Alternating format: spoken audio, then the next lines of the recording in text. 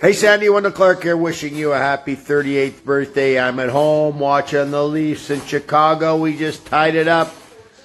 Your mom and dad, Jessica, Morgan, and Kate are wishing you all the best for your birthday. What a great day that was, hey? February 25th, 86. Hey, just reminded me I had 3 goals in a fight. Oh, it was a good night. You came into the world, and I had a pretty good one at the old Maple Leaf Gardens. All the best. Hey, keep your tickets. We're going to be watching playoff hockey, and I think we're going to go a little ways this year. So all the best, and go Leafs. Go all the best to the family there.